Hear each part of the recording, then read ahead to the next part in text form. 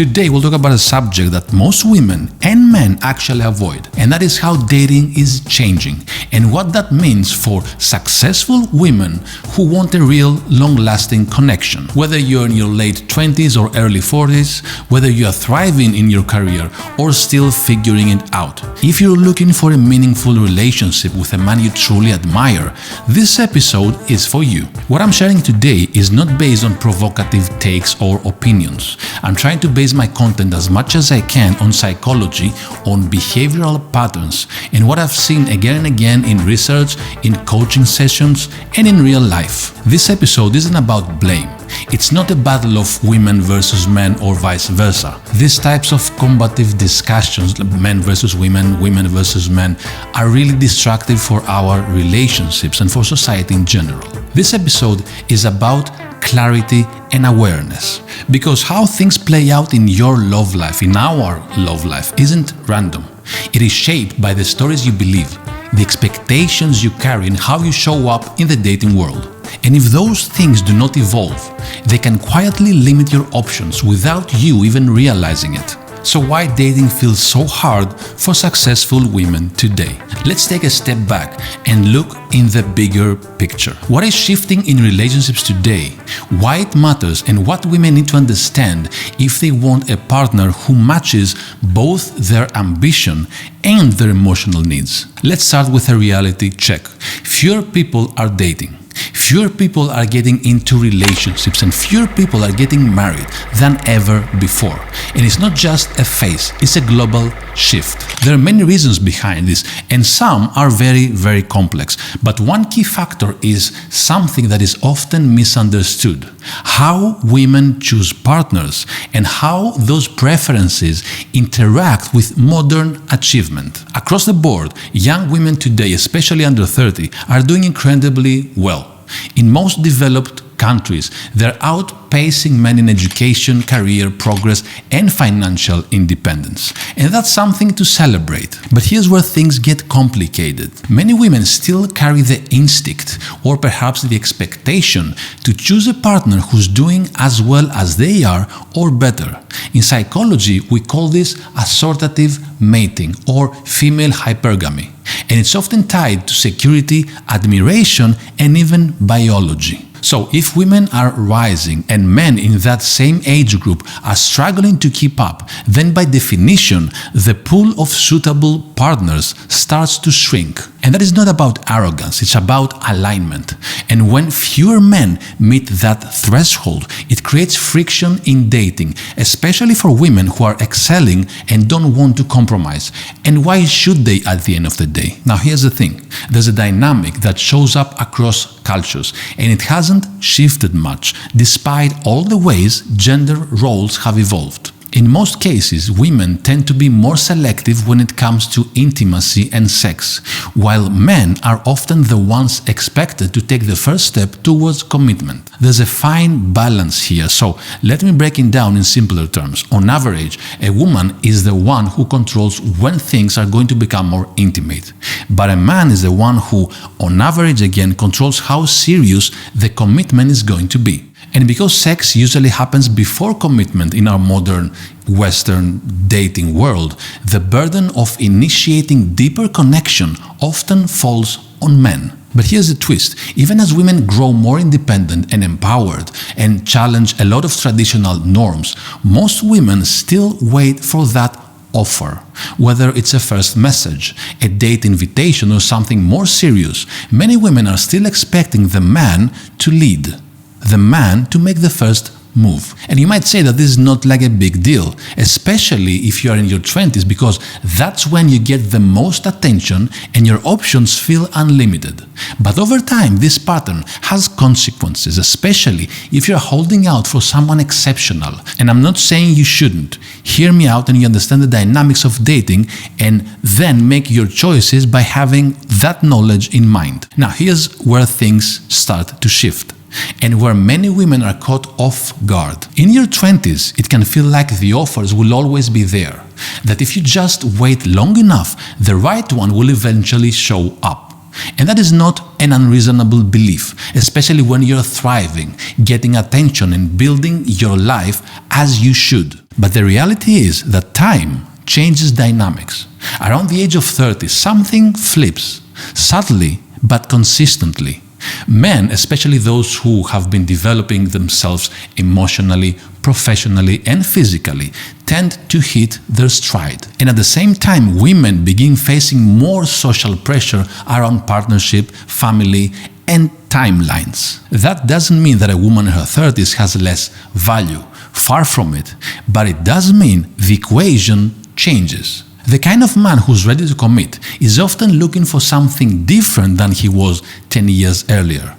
And he now has more leverage, more clarity, and more choice. So, women, if the offer you're waiting for hasn't come yet, it's not always because you're not enough. Sometimes it's because the terms of that offer are shifting and no one taught us how to adjust with them. Here's the honest truth. If you do not adapt to the shifts happening around you, emotionally, socially, and even biologically, you might find yourself stuck. Not because you're not worthy of love or partnership, but because what you are waiting for may no longer be aligned with the stage of life you're in, or with what the men you're drawn to are now seeking. And if you're still holding out for them to make the first move, or waiting for the perfect offer without taking any active role in shaping your relational future, you may end up watching the window close without even realizing it. Time doesn't work against men and women equally in that space.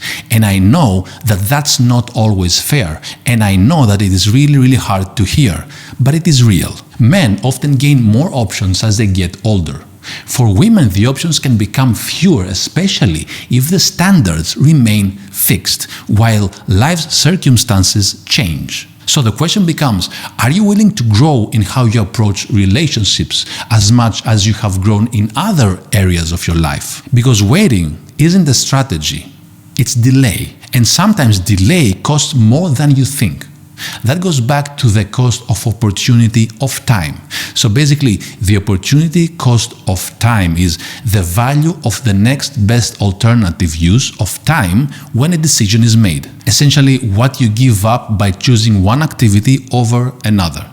In simple terms, it's the potential benefit you miss out on by not using your time in the most valuable way possible. But in our age and time, where options feel limitless, especially since we can swipe left and right anytime we want, we kind of reverse that concept and think that the opportunity cost of time spent refers to the value of what could have been achieved or experienced with that time if it wasn't spent on relationship. This includes activities, relationships, or opportunities that are gone due to the commitment, time, and work on ourselves that is required for a long-lasting relationship. So where does this all lead? Well, patterns emerge, and those patterns are pretty much shaped by how self-aware we are, by the beliefs we hold about ourselves, our worth, and what we expect from the people we're trying to build a life with. If you're a woman who stays in a passive role, waiting, holding out, or assuming the right person will just know how valuable you are,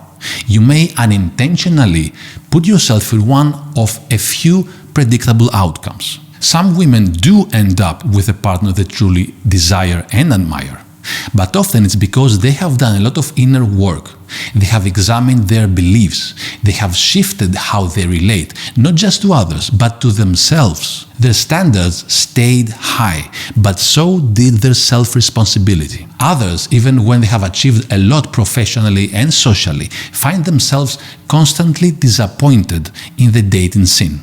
Because the kind of man they want isn't offering what they expect. And rather than shifting approach, they hold the line until the window begins to narrow. Some adapt out of fear. They compromise. But here's a catch. They do not compromise out of clarity or maturity. They compromise out of pressure. The relationship happens, but resentment starts to build underneath. And some women quietly just opt out of dating altogether. either because the hurt is too raw or because they no longer believe what they want is even possible. What we discuss here is not to judge, is to understand that these are psychological trajectories and they are shaped by how closely we examine our own story, our own assumptions, and whether we are actually participating in the relationships we say we want. Because this isn't about whether you get chosen.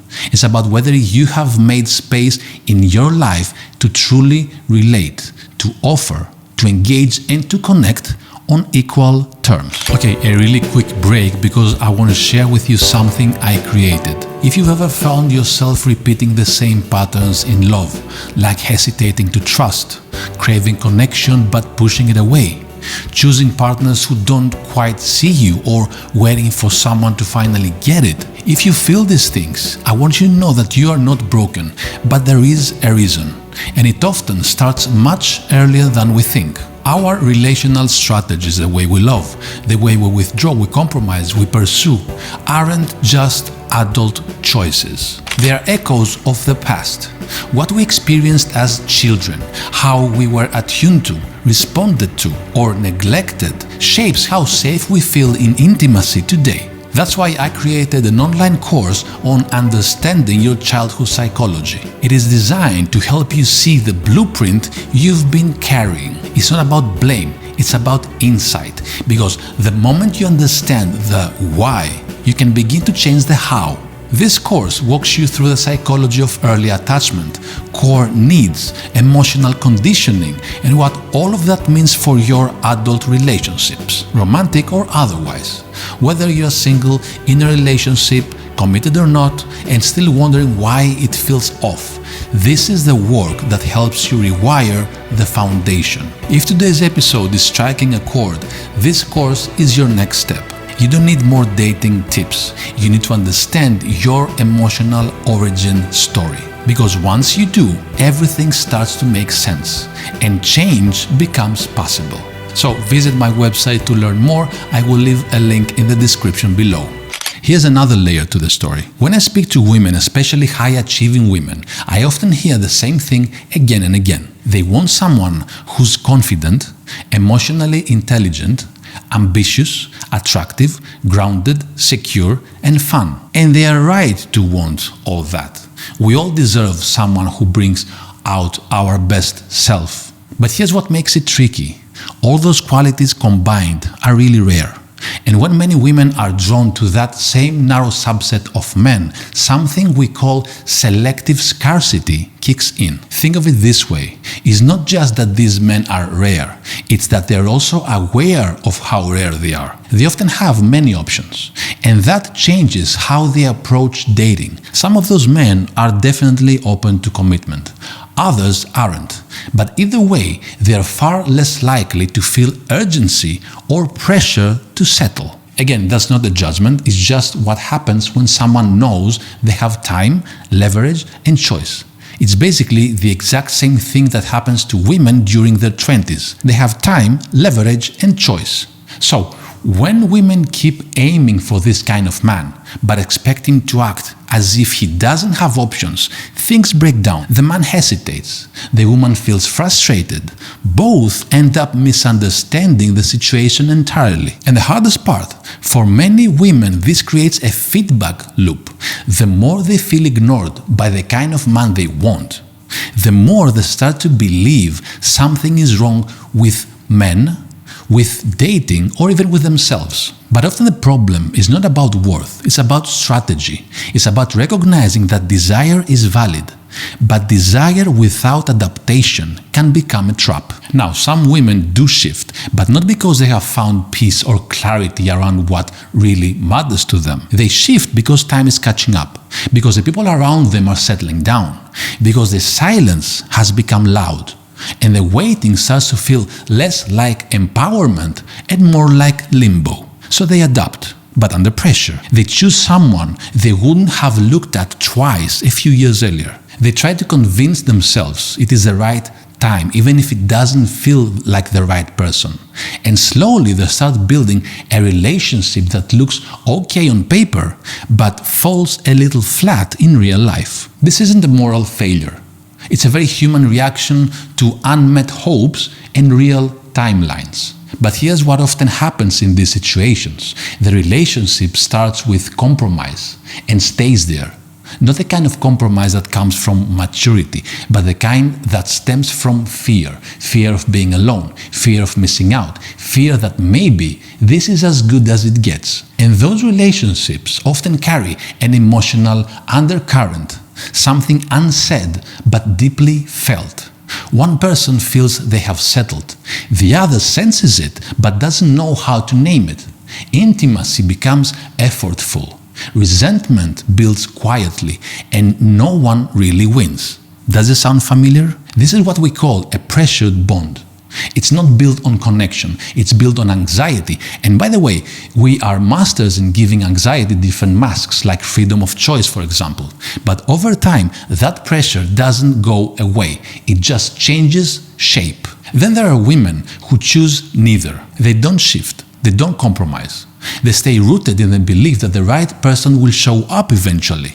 And when he does, he will meet all the criteria. He'll tick all the boxes. And for a while, life feels full. They're traveling the world, building careers, deepening friendships.